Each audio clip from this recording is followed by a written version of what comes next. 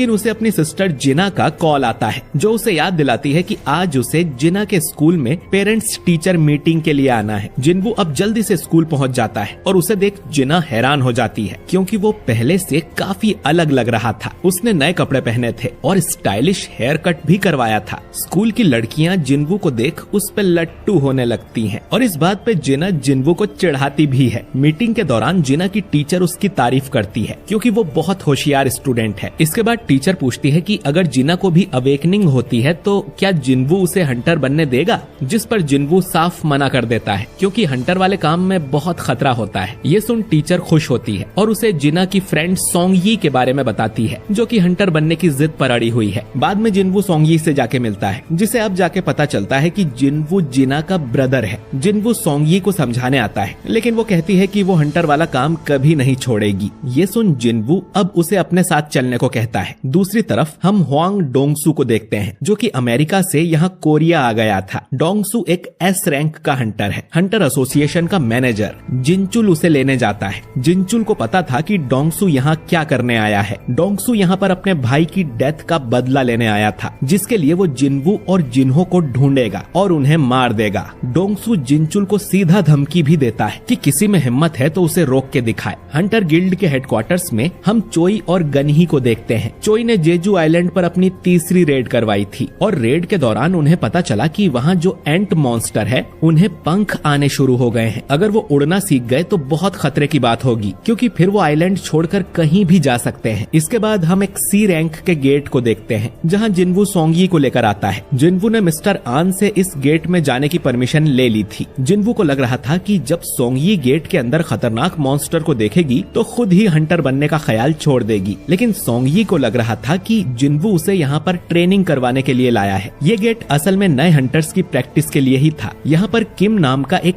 A rank Hunter भी था, जो कि एक टैंक है और इस टीम का लीडर है। वो जिन्वू और सोंगयी जैसे छोटी रैंक वालों को देखकर गुस्सा करता है और सोचता है कि मिशन में ये दोनों बोझ की तरह होंगे। खैर, इस पूरी टीम में टोटल 10 हंटर्स थे, एक ए रैंक का, 5 बी रैंक के, 2 सी रैंक के और जिन्वू और सोंगयी जो कि ई रैंक के हैं। जिन्वू सोचता है कि वो तो सोंगयी को इस डंजन में ले जाकर डराना चाहता था कि हंटर की लाइफ कितनी खतरे वाली होती है, पर इतनी अच्छी टीम देख उसे लगता है कि इन्हें कोई परेशानी नहीं होगी। अब ह्यून जिन्वू से आकर कहता है कि अंदर वो लड़ाई ना करे, ताकि नए बच्चों को कुछ सीखने को मिले। ह्यून जानता है कि जिन्वू कितना ज्यादा स्ट्रॉन्ग है। इसके बाद ये टीम गेट के अंदर जाने लगती है। अंदर जाते ही जिन्वू को कुछ अजीब लगने लगता है और तभी ये गेट ट्रांसफॉर्म होकर रेड गेट बन जाता है। ये देख जिन्वू तुरंत ही सोंगयी को पकड़ता है और गेट से बाहर निकलने की कोशिश करता है, लेकिन ये गेट सील हो रहा था। जिन्वू चिल्लाकर आन से कहता है कि प्राइमरी स्ट्राइक टीम को तुरंत इन्फॉर्म करे, जिसके बाद ये रेड गेट सील हो जाता है। आन तुरंत ही गिल्ड मास्टर बीक यूनहो को कॉल करता है और उसे बताता है कि एक सी रैंक का गेट रेड गेट में ट्रांसफॉर्म हो गया है। जो सुन बीक तुरंत वहां आने के लिए निकल पड़ता है। इधर जिन्वू और बाकी टीम एक बर्फीली जगह पर पहुंच गई थी। सोंगयी पूछती है कि रेड गेट और नॉर्मल गेट में क्या फर्क होता है। जिन्वू बताता है कि रेड गेट ज्यादा खतरनाक होते हैं। एक बार उनमें एंटर करने के बाद ना कोई बाहर जा सकता है और ना कोई अंदर आ सकता है। ये लोग अब इस जगह से तब तक बाहर नहीं निकल सकते हैं जब तक ये यहाँ के बॉस को मार नहीं देते हैं, और यहाँ के मॉन्स्टर्स भी ज्यादा खतरनाक होंगे। अचानक ही इनकी तरफ 2 एरो उड़कर आते हैं। एक एरो से एक आदमी तुरंत ही मर जाता है। दूसरा एरो सोंगयी को मारने के लिए था, लेकिन जिन्वू उसे अपने हाथ से ही पकड़ लेता है और सोंगयी को बचा लेता है। ये चीज पार्क हीजिन नोटिस करती है कि जिन्वू की स्पीड कितनी तेज है। इसके बाद ये पेड़ों पर 2 आइस एल्फ्स को देखते हैं, जिन्होंने ये एरोस चलाए थे। इन लोगों ने टीम के 2 सबसे कमजोर लोगों को टारगेट किया था, यानी कि इन एल्फ्स के पास दिमाग है। जिन्वू ये देख बहुत गुस्सा होता है और अपने हाथ से उस एरो को तोड़ देता है। ये एल्फ्स इनका मजाक उड़ाते हैं और फिर जंगल में चले जाते हैं। सोंगयी कांपते हुए जिन्वू से पूछती है कि वो क्रीचर्स क्या थे। जिन्वू बताता है कि उन्हें आइस एल्फ्स या आइस स्लेयर्स भी कहा जाता है और वो बहुत बुरे होते हैं। किम अब बोलता है कि बाहरी दुनिया से हमें कोई सपोर्ट नहीं मिलने वाला है और यहाँ हमारा सामना बी रैंक या उससे ऊपर के मॉन्स्टर से होगा। तो अगर जिंदा रहना चाहते हो तो मेरा ऑर्डर मानो, क्योंकि उन सब में वो सबसे हाई रैंक का है। किम कहता है कि उन्हें 2 ग्रुप्स बनाने चाहिए। उसका ग्रुप गेट खोलने का कोई रास्ता ढूंढेगा और बॉस को जाके मारेगा। वो सभी स्ट्रॉन्ग हंटर्स को अपनी टीम में ले लेता है और जो लोग कमजोर थे उन्हें मना कर देता है। उसे बस हाई रैंक वालों से मतलब था। बाहर का 1 घंटा यहाँ के 1 दिन के बराबर होता है, तो हो सकता है कि इन्हें कई दिनों तक यहाँ यहाँ रहना पड़े, तो कमजोरों को अपने साथ रखने से इनका टाइम ही वेस्ट होगा, तो ये लोग अपना देख लें। अब बी रैंक वाली हीजिन कहती है कि वो कमजोर टीम को ज्वाइन करना चाहती है। किम इसके लिए मान जाता है और मन में सोचता है कि ये कितनी बड़ी बेवकूफ है। हीजिन अब जिनवू के पास जाकर कहती है कि उन एरोस को किसी ने आते हुए भी नहीं देखा था सिवाय जिनवू के, तो तुम ई रैंक के तो नहीं हो, है ना?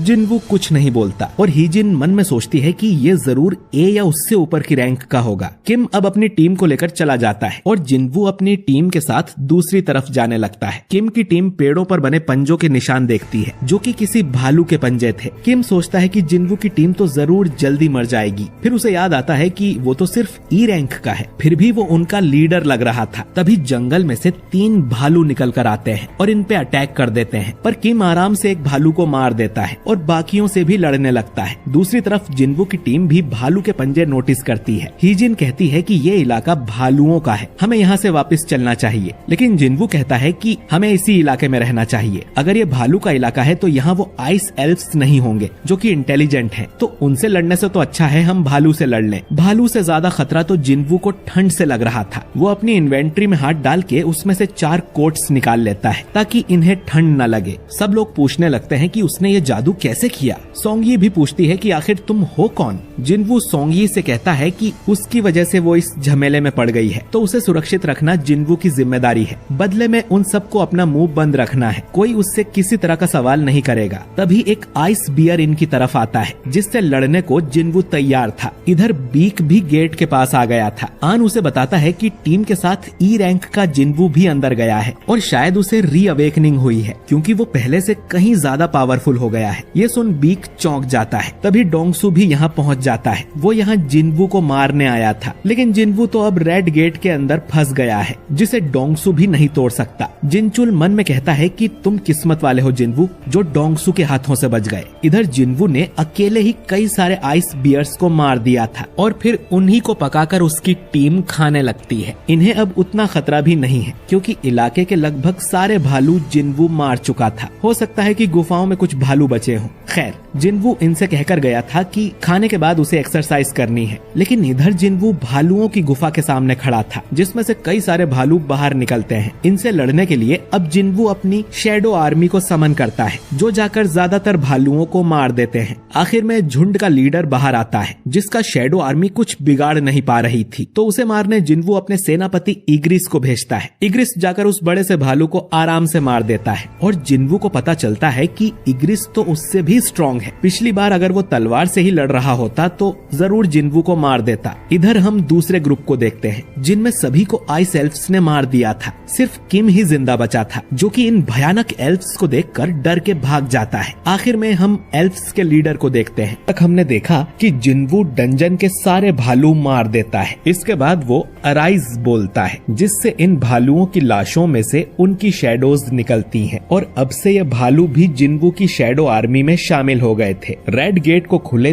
3 घंटे हो चुके हैं, यानी कि अंदर के लोगों के लिए 3 दिन बीत गए होंगे। डोंगसू कहता है कि वो जिनवू तो अब तक मर गया होगा, वो फालतू में इतनी दूर आया। फिर वो पूछता है कि जिनवू तो व्हाइट टाइगर गिल्ड का मेंबर नहीं है ना, तो फिर वो टीम के साथ अंदर कैसे गया? मैनेजर आन बोलता है कि जिनवू मेरी पहचान का है, वो सी रैंक रेड को देखना चाहता था, इसीलिए मैंने उसे अंदर जाने दिया। ये सुनकर डोंगसू आन का गला पकड़कर उसे उठा देता है। वो समझ गया था कि आन झूठ बोल रहा है। आन हमेशा ही अच्छे हंटर्स को ढूंढ कर लाता है, तो इस ई रैंक वाले जिनवू में ऐसा क्या खास है? बेक अब डोंगसू का हाथ पकड़ लेता है और उसे कहता है कि आन को जाने दो। दोनों में अब बहस होने लगती है और दोनों ही एस रैंक के हंटर्स हैं। अगर इन दोनों में लड़ाई हुई तो तबाही मच जाएगी। खैर, वो दोनों अब एक दूसरे को गुस्से में पंच मारते हैं जिससे बड़ा धमाका होता है, लेकिन जिनचुल इनके बीच आकर इनके हाथ पकड़ लेता है। जिनचुल को देख दोनों ने अपनी ताकत रोक ली थी, वरना उनके पंच से जिनचुल के दोनों हाथ डिस्ट्रॉय हो जाते। जिनचुल अब डोंगसू को बताता है कि वो 2 महीने पहले जिनवू को चेक करने गया था, वो तब भी ई रैंक था और अब भी ई रैंक ही होगा, तो वो डोंगसू के भाई को कैसे मार सकता है? अब डोंगसू बोलता है कि मतलब असली कातिल वो यूजिन कंस्ट्रक्शन वाला जिनहो होगा। जिनचुल पूछता है कि फिर तुम जिनवू को मारने क्यों आए हो? जिस पर डोंगसू कहता है कि उसे तो बस एक बहाना चाहिए था किसी को मारने के लिए। तभी डोंगसू को एक मैसेज आता है जिसे पढ़ने के बाद वो वापस अमेरिका जाने लगता है। मैनेजर आन मन में सोचता है कि इनमें से किसी को नहीं पता कि जिन्वू कितना पावरफुल है, वो जरूर इस गेट से जिंदा वापस आएगा। दूसरी तरफ हम किम को देखते हैं जो कि उन आइस एल्फ से अपनी जान बचा के भाग रहा था। उसे बहुत ठंड भी लग रही थी। तभी वो अपने सामने उन भालुओं की लाश देखता है और सोचता है कि ये काम उस कमजोर टीम का तो हो ही नहीं सकता, जरूर आइस एल्फ्स ने इन्हें मारा होगा। ये सोचकर वो डर के मारे फिर से भागने लगता है। चलते हुए उसे जिन्वू की टीम दिखाई देती है। वो देखता है कि ये लोग तो मजे से पिकनिक मना रहे थे। वो सोचता है कि ये लोग अब तक जिंदा कैसे बच गए और इनके पास गर्म कपड़े, कंबल और टेंट कहां से आ गया।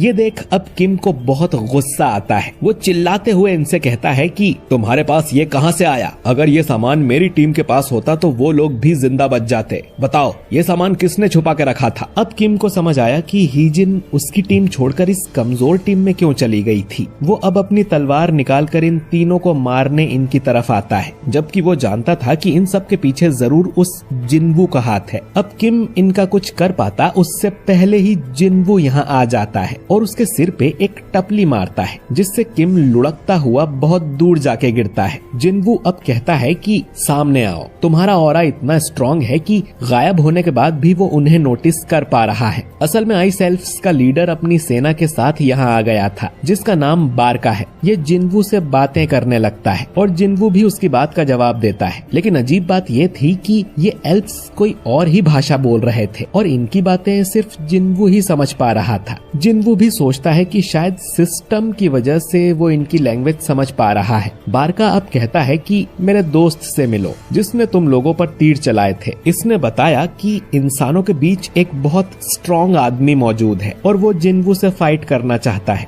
बारका की बात खत्म भी नहीं हुई थी कि उससे पहले ही जिन्वू उस एल्फ की गर्दन उड़ा देता है, जो देख बारका भी समझ जाता है कि जिन्वू में जरूर कोई बात है। जिन्वू बारका पर भी अटैक करता है, लेकिन वो उसके अटैक से बच जाता है। बारका अब रिवील करता है कि उन सभी मैजिक बीस्ट्स के अंदर एक आवाज होती है जो उन्हें इंसानों को मारने का बोलती है, लेकिन ये आवाज जिन्वू को मारने का नहीं बोल रही थी। तो उसे लग रहा था कि जिन्वू कोई इंसान नहीं है। जिन्वू अब सोचता है कि उसका सिस्टम भी तो उसे ऐसे ही ऑर्डर्स देता है। शायद जिन्वू सिस्टम का एक प्लेयर है, इसीलिए ये लोग उसे इंसान नहीं समझ रहे। बारका अब जिन्वू से कहता है कि हमें समझौता करना चाहिए, तुम्हारे पीछे छुपे इंसान हमें दे दो और हम तुम्हें जाने देंगे। जिन्वू पूछता है कि आखिर तुम लोग हो कौन और इंसानों को क्यों मारना चाहते हो? बारका बताने लगता है कि आखिर वो कौन है, लेकिन अचानक ही उसमें कुछ ग्लिच होता है और वो फिर से अपनी लाइन रिपीट करता है कि इंसानों को हमें सौंप दो। जिन्वू भी ये ग्लिच नोटिस कर लेता है और सोचता है कि आखिर वो क्या था। खैर, जिन्वू अब बारका के ऑफर को साफ मना कर देता है, जिस पर बारका कहता है कि मेरी सेना में ज्यादा लोग हैं। ये सुन जिन्वू भी अपनी शैडो आर्मी को समन करता है, जिसमें अब वो आइस बियर भी थे। बाकी लोग ये देख चौंक जाते हैं कि जिन्वू के पास ऐसी आर्मी है। इसके बाद जिन्वू और बारका की सेना में युद्ध होने लगता है। हीजिन बाकी लोगों को लेकर जंगल की तरफ जाने लगती है, क्योंकि इस लड़ाई में उनका कोई काम नहीं है। 3 एल्फ्स उन पर तीर मारने की कोशिश करते हैं, लेकिन जिन्वू उस तीर को हवा में ही पकड़कर उससे उन तीनों एल्फ्स को मार देता है। जिन्वू सोचता है कि उसकी सेना तो कुछ टाइम तक टिक जाएगी, लेकिन एल्फ्स का बॉस बारका बहुत स्ट्रॉन्ग है, जिन्वू से भी ज्यादा स्ट्रॉन्ग। इग्रिस के साथ मिलकर भी बारका को हराना आसान नहीं होगा। उसे एक और पावरफुल सोल्जर चाहिए। जिन्वू और बारका अब लड़ाई करते हैं, लेकिन जिन्वू उसका कुछ नहीं बिगाड़ पाता। तभी जिन्वू की शैडो आर्मी में जो 3 जादूगर थे वो बारका के ऊपर बड़ा सा धमाका कर देते हैं, पर उससे बारका को कुछ नहीं होता। इधर किम को भी होश आ जाता है और जिन्वू को सामने देख वो उसे मारने के लिए उसकी तरफ दौड़ने लगता है। जिन्वू अब इग्रिस को बुलाकर उससे किम को मरवा देता है और फिर अराइज कहकर किम की लाश में से उसकी शैडो बाहर निकाल लेता है, जो कि बहुत खतरनाक लग रहा था। और ये भी अब जिन्वू की सेना का सिपाही बन गया है। जिन्वू कहता है कि अब से तुम्हारा नाम आयरन होगा। बारका अब आयरन पर हमला करता है और देखता है कि आयरन दिमाग से पैदल है, लेकिन उसमें ताकत बहुत है। इधर सोंगयी हीजिन से पूछती है कि क्या सारे डंजन्स में इसी तरह युद्ध होते हैं? हीजिन कहती है कि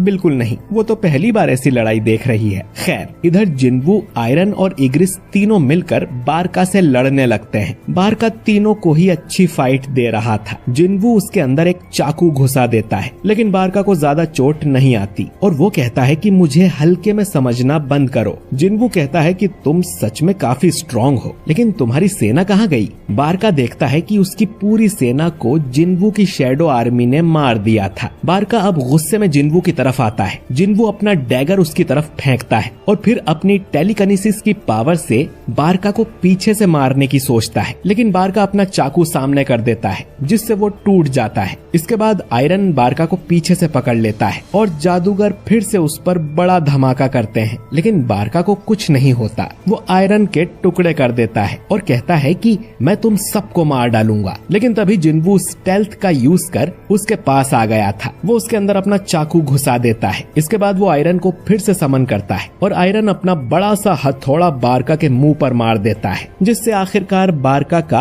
अंत हो जाता है। जिन्वू देखता है कि आयरन मारने के बाद भी बारका को हथौड़े से पीट रहा था, तो वो उसे रुकने को बोलता है और कहता है कि थोड़ा तमीज से रहा करो। इतना कहकर जिन्वू और इग्रिस भी उससे मुंह मोड़कर चले जाते हैं। फिर वो जादूगरों की तरफ देखता है जो डर के मारे उसके लिए चीयर करने लगते हैं। जिन्वू के साथ ही चैन की सांस लेते हैं और क्योंकि जिन्वू ने डंजन के बॉस को मार दिया था तो इनके लिए बाहर जाने का गेट भी खुल जाता है, जो देख सभी खुश हो जाते हैं। जिन्वू सोचता है कि जाने से पहले उसे बारका को भी अपनी शैडो आर्मी में शामिल कर लेना चाहिए। इधर आन कहता है कि अब तक तो गेट के अंदर एक हफ्ता बीत गया होगा। वो प्रेसिडेंट बेक से घर जाके आराम करने को कहता है, लेकिन बेक कहता है कि उनकी गिल्ड के मेंबर्स अंदर फंसे हुए हैं तो वो यहाँ से नहीं जाएगा। तभी ये रेड गेट बदल कर ब्लू हो जाता है और हंटर्स उसमें से बाहर आने लगते हैं और बेक ये देखकर हैरान हो जाता है। ए रैंक का किम जिंदा नहीं बचा, बल्कि जितने भी लो रैंक के हंटर्स थे वो ही जिंदा बच के आए हैं। जिन्वू को देख आन खुश हो जाता है। उसने तो बोला था कि जिन्वू को कुछ नहीं होगा। इसके बाद वो गेट बंद हो जाता है। जिन्वू अब सोंगयी से कहता है कि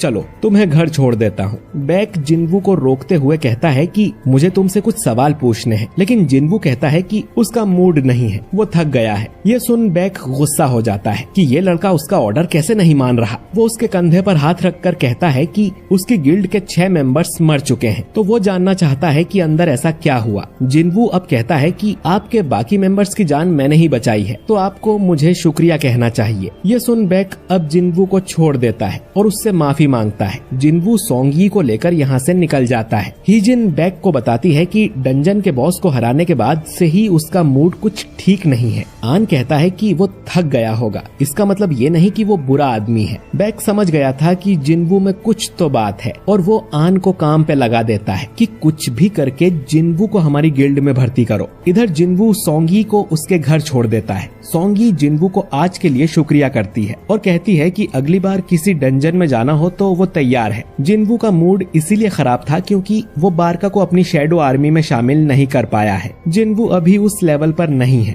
कम से कम उसे बारका का हथियार तो मिल गया और एक नया सोल्जर भी, लेकिन उसके लिए उसे किम को मारना पड़ा और ये तीसरी बार है जब जिन्वू ने किसी इंसान को मारा था। अगली सुबह जिन्हो जिन्वू को लेने आ जाता है। वो रास्ते में से सोंगयी को भी उठा लेते हैं जो कि अच्छे से तैयार होके आई थी। साफ पता चल रहा था कि सोंगयी जिन्वू को लाइक करने लगी है। वो जिन्वू से कहती है कि कल रात तो उसे नींद ही नहीं आई। जिन्वू ने उसे इतनी लेट जो छोड़ा था। उनके बीच ये बातें सुन जिन्हो सोचता है कि कहीं इनका कोई चक्कर तो नहीं चल रहा। वो जिन्वू को याद दिलाता है कि बॉस आपको पता है ना कि सोंगयी अंडर एज है, जिस पर जिन्वू कहता है कि हाँ तो।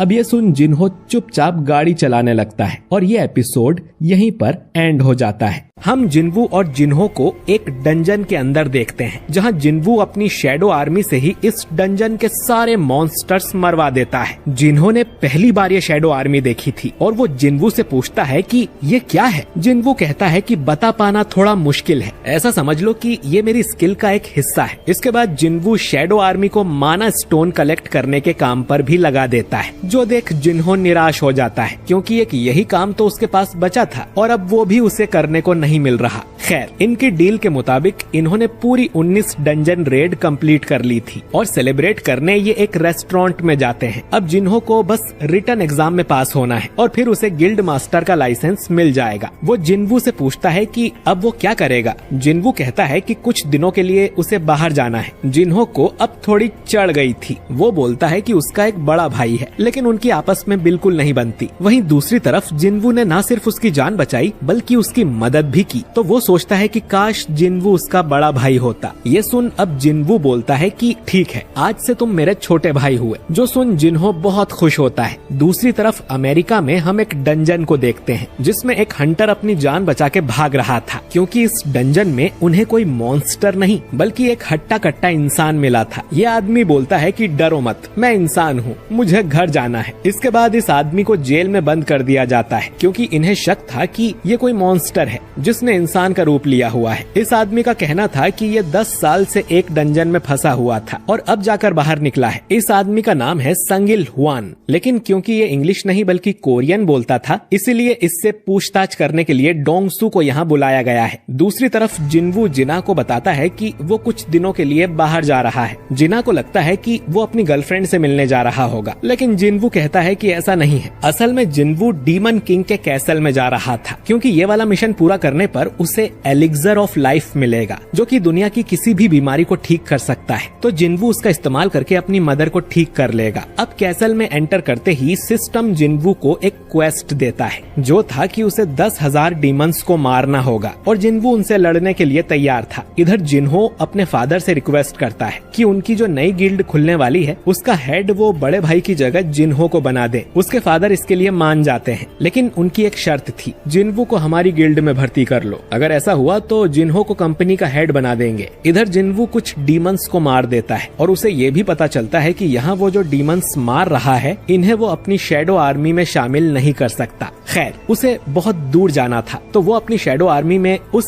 आइस बियर लीडर को समन करता है, जो कि अपने रास्ते में आए डीमंस को कुचलते हुए आगे बढ़ रहा था। इसीलिए जिन्वू इस भालू का नाम टैंक रख देता है। इसके बाद हमें एस रैंक हंटर चाहीन के दर्शन होते हैं, जो चाहती थी कि उन्हें जेजू आइलैंड वाली बात पब्लिक कर देनी चाहिए, लेकिन चोई कहता है कि इससे बस पब्लिक में डर फैलेगा, तो अभी हमें अपनी गिल्ड को और मजबूत करने पर ध्यान देना चाहिए। इधर जिन्वू एक एक फ्लोर करके आगे बढ़ता ही जा रहा था। जैसे जैसे वो आगे बढ़ता उतने ही स्ट्रॉन्ग डीमंस उसके सामने आ रहे थे और उसका खुद का लेवल अप भी हो रहा था। जिन्वू के हिसाब से इस कैसल में पूरे 100 लेवल्स यानी फ्लोर्स होंगे और टॉप फ्लोर तक पहुंचने में उसे हफ्ते से भी ज्यादा टाइम लग सकता है। जिन्वू अपने साथ जो खाना लाया था वो खत्म हो रहा था और ज्यादा दिन वो यहाँ रुका तो जिना को चिंता होने लगेगी। 50वें फ्लोर पर जिन्वू के सामने एक डीमन बॉस आता है जिसका नाम वल्कन है। जिन्वू अपनी शैडो आर्मी समन करता है, जो कि वल्कन की सेना से लड़ेंगे और वल्कन को खुद जिन्वू मारेगा। दोनों सेना में युद्ध होने लगता है। अब वल्कन देखने में तो बहुत बड़ा और मोटा था, लेकिन उसकी स्पीड बहुत ही ज्यादा तेज थी। पलक झपकते ही वो जिन्वू पर हमला कर रहा था। जिन्वू उससे लड़ने लगता है और इनके बीच कमाल की फाइट होती है और इसका एनिमेशन भी बहुत शानदार था। खैर, जिन्वू को उस पर अटैक करने का मौका ही नहीं मिल रहा था। जिन्वू अब एक बिल्डिंग पर चढ़कर वल्कन का ध्यान भटकाता है और फिर चाकू से उसे मार देता है। दूसरी तरफ डोंगसू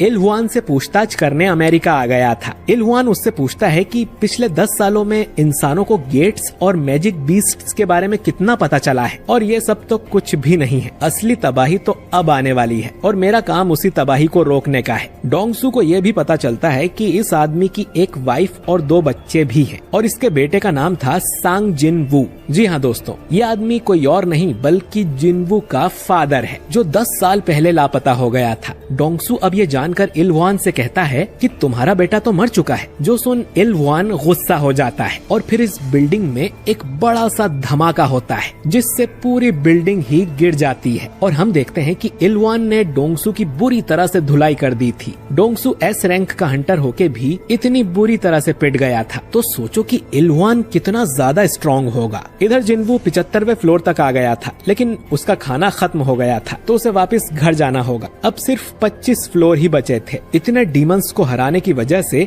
जिनवू का काफी लेवल अप हो गया था और उसे कई सारे मैजिक आइटम भी मिलते हैं और एक रैंडम लूट बॉक्स में से एक और डंजन की मिलती है। एलिक्सर ऑफ लाइफ बनाने के लिए 3 में से 2 इंग्रेडिएंट्स तो उसे मिल गए हैं और जब वो अगली बार आएगा तो उस तीसरे इंग्रेडिएंट को भी हासिल कर लेगा जो कि 100वें फ्लोर पर है। इसके बाद जिनवू डीमन डंजन से बाहर आ जाता है। अगली बार उसका सामना डीमन मोनार्क से होने वाला है, तो उससे लड़ने के लिए जिनवू को पूरी तरह से तैयार रहना पड़ेगा और लेवल अप करने के लिए उसे और भी स्ट्रॉन्ग मॉन्स्टर्स को हराना होगा। लेकिन क्योंकि आधार कार्ड में वो सिर्फ ई रैंक का हंटर है तो वो हाई रैंक वाले डंजन्स में नहीं जा सकता। जिनवू सोचता है कि वो अपनी पावर को अब और नहीं छुपा सकता और उसे जाकर अपनी रैंक दोबारा चेक करवानी चाहिए जिससे उसकी रैंक बढ़ जाए और वो हाई रैंक वाली रेड्स में जा सके। अगले दिन हंटर एसोसिएशन में हम ह्यून को देखते हैं जो कि यहाँ से अच्छे हंटर्स को अपनी कंपनी में भर्ती करने आया था। जैसे अच्छे नंबर वालों को कॉलेज में ही प्लेसमेंट मिल जाती है, ठीक वैसे ही अच्छी रैंक वालों को गिल्ड वाले यहीं से भर्ती कर लेते हैं। तभी उसकी नजर जिनवू पर जाती है और वो तुरंत बेक को कॉल करके बताता है कि जिनवू यहाँ अपनी रैंक रीचेक करवाने आया है। जिनवू अब एक कमरे में जाता है और अपनी मैजिक पावर मेजर करने के लिए एक मशीन पर हाथ रखता है, लेकिन वो मशीन बार बार एरर दिखा रही थी। अब एक सीनियर आके मशीन देखता है और बताता है कि जिनवू की पावर इतनी ज्यादा है कि ये मशीन उसे मेजर ही नहीं कर पा रही है। इसका तो एक ही मतलब है कि जिनवू एक एस रैंक है। उनके देश में अब तक सिर्फ 9 ही एस रैंक हंटर्स थे और जिनवू अब 10वां एस रैंक बन चुका है। लॉबी में सब लोग ये जानकर हैरान हो जाते हैं कि जिनवू की पावर मशीन नाप ही नहीं पाई और वो सीनियर जिनवू से कहता है कि हमारी मशीन आपको मेजर ही नहीं कर पाई है, आप 3 दिन बाद फिर से आना, आपका एस रैंक वाला आधार कार्ड अपडेट कर दिया जाएगा। तभी हंटर्स गिल्ड का हेड चोई यहाँ आ जाता है जो फायर मैजिक का मास्टर है और एक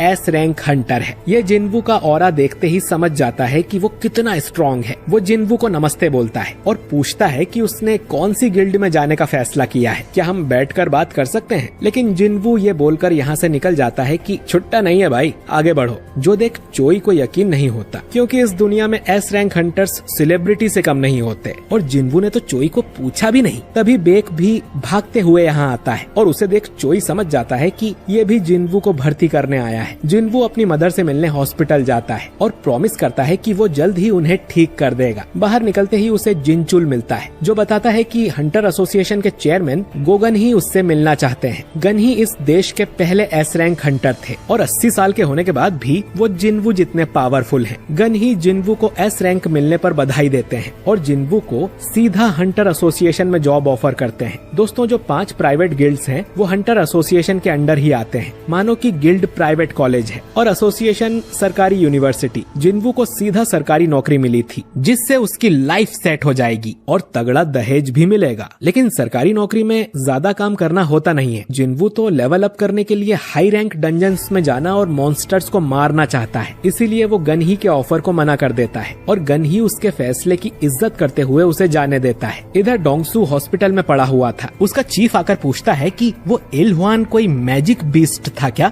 जिस पे डोंगसू बोलता है कि मेरी हालत देखकर क्या लगता है। चीफ बताता है कि हम उसे ढूंढ रहे हैं, लेकिन जिसने तुम्हारी धुलाई कर दी उसे कोई और तो क्या ही पकड़ पाएगा। डोंगसू को याद आता है कि इलहुआन ने उससे कहा था कि तुम्हारी भलाई इसी में है कि मेरे परिवार से दूर रहो, नहीं तो मौत भी तुम्हें मुझसे नहीं बचा पाएगी। डोंगसू को खुद पर शर्म आ रही थी, लेकिन वो जानता है कि एक आर्टिफैक्ट की मदद से वो उस इलहुआन को धूल चटा देगा। आर्टिफैक्ट्स हाई लेवल गियर होते हैं जो कि हंटर्स ऑनलाइन खरीद कर अपनी पावर बढ़ा सकते हैं, लेकिन वो बहुत महंगे होते हैं। जिनवू भी डीमन कैसल में दोबारा जाने से पहले एक बढ़िया सा गियर खरीदना चाहता था। तभी वो एक एड देखता है कि ए रैंक के डंजन में खुदाई करने वालों की आवश्यकता है। इधर गनही को भी पता चलता है कि जिनवू सरकारी जॉब छोड़ के खुदाई करने गया है, जो सुन वो हैरान हो जाता है। अगले दिन जिनवू खुदाई करने पहुंच जाता है। हाई लेवल रेड्स में 3 तरह की टीम्स होती हैं। पहली स्ट्राइक टीम जो अंदर जाके मॉन्स्टर्स को मारती है, फिर माइनिंग टीम जो माना स्टोन्स को तोड़कर इकट्ठा करते हैं, और कलेक्शन टीम जो कि मॉन्स्टर्स की लाशें बाहर लाते हैं। इस समय चोई अपनी टीम के साथ अंदर था और वो अपनी फायर पावर से मॉन्स्टर को जला देता है और गेट से बाहर आ जाता है। जिनवू देखता है कि इन लोगों के तो कपड़े भी गंदे नहीं हुए हुए थे, जबकि उस बेचारे की तो ई रैंक डंजन में ही पुंगी बच जाया करती थी। चोई के बाद चाहीन भी गेट से बाहर निकलती है, जो कि देश की 9वीं एस रैंक हंटर है, और उसका ऑरा देख जिन्वू की आंखें बड़ी हो रही थी। तभी चाहीन को भी जिन्वू का ऑरा महसूस होता है, लेकिन वो कहीं छुप जाता है। इसके बाद जिन्वू अपने मजदूर भाइयों के साथ अंदर खुदाई करने चला जाता है। डंजन का बॉस अब भी जिंदा था, क्योंकि उसको मार दिया तो गेट बंद हो जाएगा और ये कीमती माना स्टोन नहीं निकल पाएंगे। लेकिन जिन्वू को उस बॉस को देखने की खुजली हो रही थी कि आखिर ए रैंक का बॉस कितना स्ट्रांग होता है। अब कुछ देर में लंच टाइम हो जाता है और जिन्वू को छोड़कर सब बाहर चले गए थे। जिन्वू अब भागकर डंजन के अंदर जाता है। उसे एक चैम्बर दिखाई देता है जिसके अंदर डंजन का बॉस होगा। जिन्वू सोचता है कि उससे थोड़ा लड़कर आता हूँ, लेकिन तभी उसके पीछे चाहीन आ जाती है और जिन्वू से पूछती है कि वो यहाँ क्या कर रहा है। उसके पीछे चाहीन आ जाती है और जिन्वू से पूछती है कि वो यहाँ क्या कर रहा है। जिन्वू अब झूठ बोलता है कि वो रास्ता भटक गया था और यहाँ आ गया। चाहीन बोलती है कि तुम माइनिंग टीम से हो क्या? तुम्हें पता नहीं कि ये बॉस का कमरा है? जिन्वू मन में सोचता है कि चाहीन सच में कमाल की हंटर है, क्योंकि जिन्वू को भनक भी नहीं लगी कि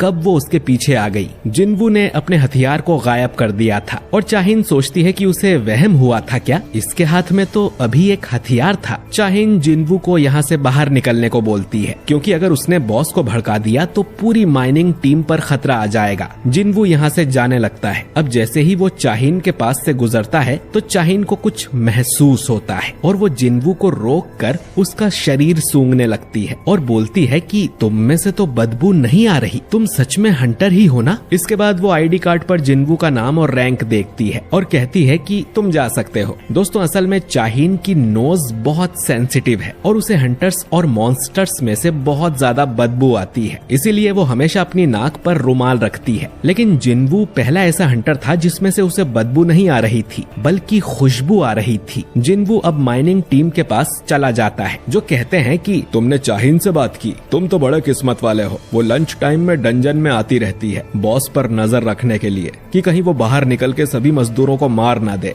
और उसे हंटर्स में से बहुत बदबू आती है, इसीलिए वो अपने साथ रुमाल रखती है। जिन्वू अब सोचने लगता है कि उसकी स्मेल बाकी हंटर्स जैसी क्यों नहीं है। बारका ने भी कहा था कि वो बाकी इंसानों से अलग है, शायद वो सिस्टम का प्लेयर है इसीलिए। शाम को जिन्वू को उसकी दिहाड़ी मिल जाती है। टीम लीडर जिन्वू की तारीफ भी करता है, क्योंकि उसकी वजह से इनका काम जल्दी खत्म हो गया था। वो इतने सालों से ये काम कर रहा है, लेकिन जिन्वू जितना मेहनती लड़का उसने नहीं देखा। वो जिन्वू को अपनी माइनिंग टीम में जॉब देने को बोलता है। जिन्वू इसके लिए मना करता है, क्योंकि वो तो बस ये देखने आया था कि ए रैंक डंजन की रेड कैसी होती है, और 2 दिन बाद उसकी रैंक भी अपडेट होने वाली है। लेकिन लीडर से उसे पता चलता है कि हंटर गिल्ड कल भी एक ए रैंक डंजन में घुसने वाली है, लेकिन कल की स्ट्राइक टीम दूसरी रहेगी। अब ये सुन जिन्वू कल भी आने के लिए मान जाता है, जो सुन लीडर खुश हो जाता है और बोलता है कि कल वो बॉस से कहकर जिन्वू को डबल पगार दिलवाएगा, क्योंकि जिन्वू अकेला 5 लोगों के बराबर काम कर रहा था। रात को चाहीन किसी को कॉल करके उससे जिन्वू के बारे में इंफॉर्मेशन मांगती है, जिस पर वो आदमी कहता है कि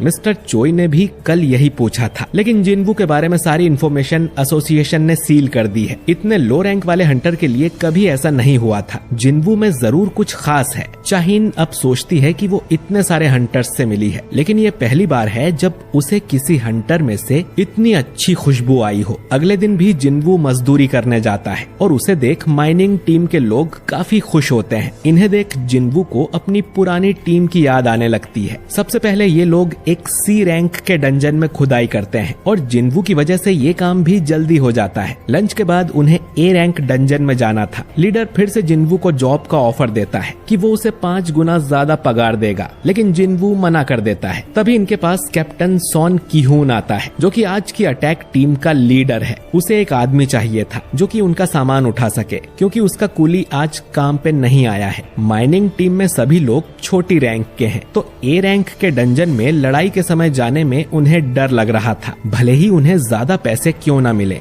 अब जिन्वू हाथ ऊंचा कर कहता है कि वो ये काम करेगा। उसके साथ ही जिन्वू को समझाते हैं कि अंदर ए रैंक वाले मॉन्स्टर होंगे और उसकी जान को खतरा हो सकता है, पर जिन्वू कहता है कि उसे डर नहीं लगता, आज वाला गेट कल जितना खतरनाक नहीं है, इसीलिए इस दूसरी टीम को भेजा गया है। इस टीम में 6 A रैंक और 3 B रैंक वाले हंटर्स थे, लेकिन इसमें कोई भी S रैंक हंटर नहीं था। ये सब लोग अब डंजन के अंदर जाते हैं। जिन्वू महसूस करता है कि इस डंजन की मैजिक पावर कल वाले डंजन से कम है, लेकिन फिर भी उसे कुछ अजीब लग रहा था। अब एक लड़की जिन्वू से कहती है कि तुम्हें डरने की जरूरत नहीं है, कैप्टन और बाकी सभी हंटर्स बहुत स्ट्रॉन्ग हैं। अगर तुम हमारे साथ रहोगे तो तुम्हें कोई खतरा नहीं होगा। ये लड़की टीम की हीलर है। किहून पहली बार किसी मिशन को लीड कर रहा था। अगर ये रेड कामयाब होती है तो उसे ऑफिशियली इस टीम का कैप्टन बना दिया जाएगा। वो चोई और चाहीन जितना स्ट्रॉन्ग तो नहीं है, लेकिन वो काफी अच्छा A रैंक हंटर है। अचानक ही इन्हें सामने कुछ दिखता है और ये लोग बिना कहे अटैक करने को रेडी हो जाते हैं। इन पर कुछ जैकल्स यानी सियार हमला करते हैं और ये लोग उन्हें मारने लगते हैं। इन सभी के पास कमाल की मैजिक पावर्स थी, जिनसे ये आराम से उन जैकल्स को हरा देते हैं। अब ये सोचते हैं कि जैकल्स तो C रैंक के मॉन्स्टर्स हैं, तो ये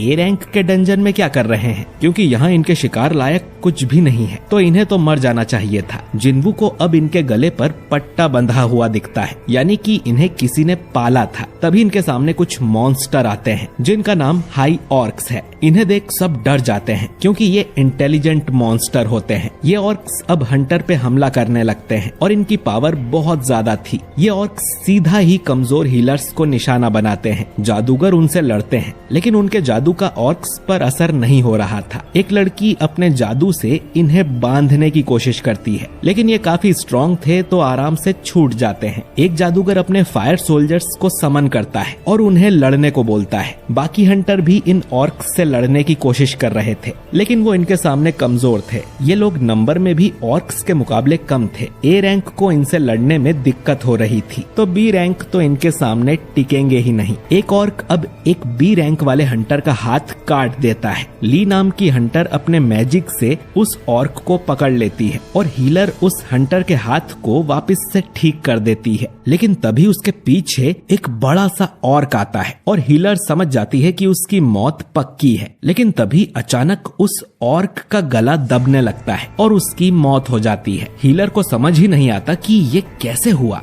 ये काम असल में जिन्वू ने किया था, जो कि अपनी स्टेल्थ वाली स्किल से गायब हो गया था। इसके बाद वो सभी मॉन्स्टर्स के हाथ पैर पर चाकू से कट मार के उन्हें कमजोर करने लगता है, ताकि हंटर्स उन्हें आराम से हरा पाए। जिन्वू इन लोगों को अपनी पावर दिखाना नहीं चाहता था, लेकिन वो अपने सामने किसी को मरने भी नहीं दे सकता। वो बिना दिखे ही सभी ऑर्क्स को कमजोर कर देता है और हंटर्स उन्हें मार देते हैं। सभी सोचने लगते हैं कि अचानक ही ये ऑर्क्स कमजोर कैसे हो गए थे। उनमें से तो किसी ने ये काम नहीं किया था, पर ये लोग जिंदा बच गए, यही बड़ी बात है। अब इनमें ली नाम की जो लड़की है वो मैजिक कास्टर है, तो जिन्वू ने गायब होके जो कुछ किया वो सब उसने देख लिया था। अब जिन्वू किसी कारण से ही ये बात छुपा रहा होगा। ये सोचकर ली भी किसी को इस बारे में नहीं बताती। हंटर्स अब कैप्टन से पूछने लगते हैं कि उन्हें डंजन में आगे बढ़ना है या यहीं से वापस घर चले, क्योंकि ये काम उनके बस का तो नहीं है। किहुन अब फैसला लेता है कि उन्हें यहीं से वापस लौट जाना चाहिए, लेकिन वापस जाते समय ये देखते हैं कि गेट पर किसी ने बैरियर लगा दिया था, यानी कि ये अब बाहर नहीं जा सकते हैं। ली कहती है कि वो इस बैरियर को तोड़ सकती है, लेकिन उसे टाइम लगेगा और इस डंजन में कोई हाई लेवल का मॉन्स्टर है जिसने ये बैरियर लगाया होगा। लेकिन जादूगर जब इस बैरियर को तोड़ने की कोशिश करते हैं तो उनकी हालत खराब हो जाती है। तभी इन सबको भयानक मैजिक पावर महसूस होती है और ये लोग पीछे मुड़कर देखते हैं कि अब तो उन हाई ऑर्क्स की पूरी सेना ही आ गई थी। अगर ये इनसे लड़े तो ये पक्का मारे जाएंगे। ऑर्क्स में से अब एक मॉन्स्टर आगे आता है और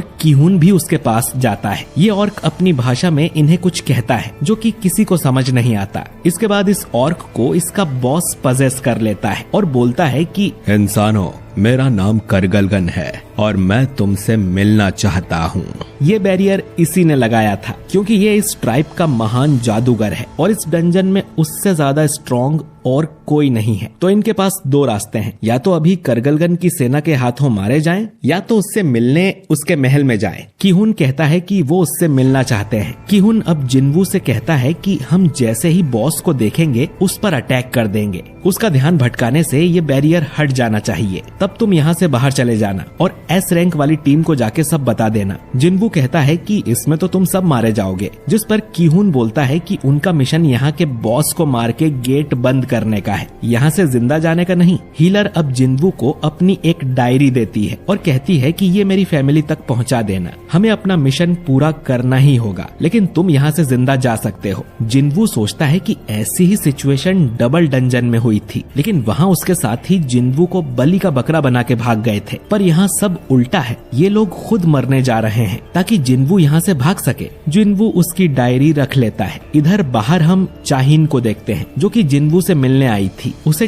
टीम लीडर से पता चलता है कि जिन्वू तो अटैक टीम के साथ कूली बन के डंजन के अंदर गया है। खैर, इन सभी हंटर्स को करगलगन के महल में ले जाया जाता है, जहाँ गद्दी पर बैठा करगलगन इनका स्वागत करता है। और अब तक हमने देखा कि जिन्वू को ढूंढते हुए चाहिन भी यहाँ आ गई थी। चाहिन अब सोचती है कि एक ई रैंक का हंटर कूली बन के ए रैंक के डंजन में गया है, उसे अपनी जान प्यारी नहीं है क्या? कल भी जिन्वू बॉस रूम के बाहर खड़ा हुआ था और उसके हाथ में हथियार भी था, उसके साथ जरूर कुछ गड़बड़ है। वो माइनिंग टीम के लीडर से कहती है कि मैं अंदर जा रही हूँ, लेकिन वो यहाँ खाली हाथ ही आ गई थी। तो वो माइनिंग टीम के लीडर से कोई हथियार मांगती है और वो अपनी खुदाई वाली गेती उसे पकड़ा देता है। चाहिन बोलती है कि इसके अलावा और कुछ नहीं है क्या, जैसे तलवार या भाला? लीडर बोलता है कि हम मजदूर हैं मैडम, हमारे पास ये सब कहाँ से आएगा, एक फावड़ा और है चाहिए हो तो। चाहिन कहती है कि रहने दो और खाली हाथ ही अंदर जाने लगती है, लेकिन फिर मुड़कर वापस आती है और लीडर से वो गेती ले लेती है कि ये खाली हाथ जाने से तो अच्छा है। इधर महल के अंदर ढेर सारे हाई ऑर्क्स थे, अगर ये डंजन से बाहर निकल गए तो आराम से पूरे शहर को तबाह कर देंगे। खासकर इनमें 4 ऐसे हाई ऑर्क्स थे जिनका ऑरा बाकियों से काफी अलग था। कीहून सोचता है कि हमें डंजन बॉस को हराकर इस गेट को बंद करना ही होगा। अब बॉस करगलगन कहता है कि तुम मुझसे डर गए क्या इंसान?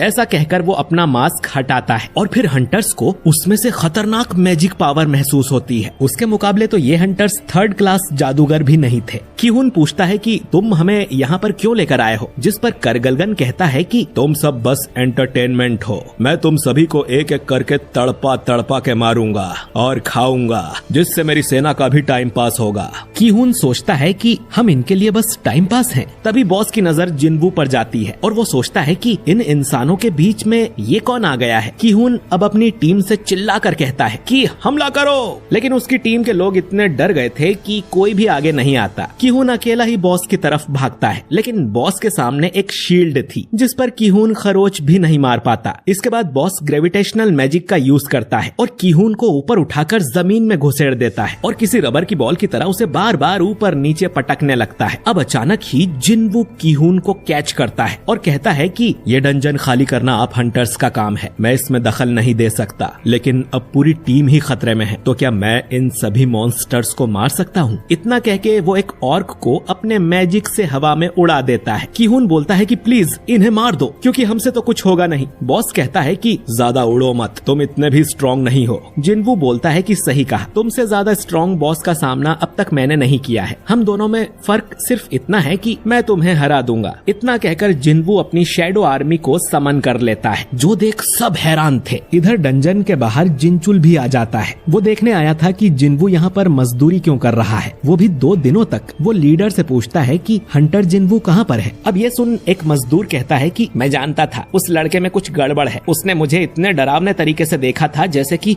मुझे खा जाएगा। लीडर बताता है कि जिन्वू तो गेट के अंदर गया है कूली बन के। जिनचुल मन में सोचता है कि एस रैंक बनने के बाद से ही उस पे नजर रखी जा रही है। लीडर पूछता है कि जिन्वू आखिर कौन है, तो जिनचुल कहता है कि कल न्यूज देख लेना, पता चल जाएगा। लीडर बताता है कि चाहिन भी जिन्वू को पूछते हुए आई थी और गेट के अंदर गई थी। तभी गेट में से इन्हें काफी अजीब ऑरा महसूस होता है और जिनचुल अपनी टीम से कहता है कि इस गेट का मैजिक पावर फिर से चेक करो। अंदर चाहिन को उन सब हाई ऑर्क्स की लाशें मिलती हैं जिन्हें कीहून की टीम ने मारा था। चाहिन समझ गई थी कि टीम की जान खतरे में है और वो डंजन बॉस की तरफ जाने लगती है। इधर बॉस कहता है कि मेरी इतनी बड़ी सेना के सामने तुम्हारी ये छोटी सी आर्मी क्या कर लेगी। जिन्वू अब अपनी आर्मी के आसपास एक मोनार्क डोमेन बना लेता है। ये एक नई स्किल है जो उसने डीमन कैसल में लेवल 70 पास करने पर सीखी थी। इस डोमेन के अंदर उसकी शैडो आर्मी को पावर बफ मिलता है। उसके शैडो सोल्जर्स भी डीमन कैसल की लड़ाई में स्ट्रॉन्ग हो गए हैं। बाकी हंटर्स सोच रहे थे कि यहाँ चल क्या रहा है, एक अच्छा जादूगर भी बस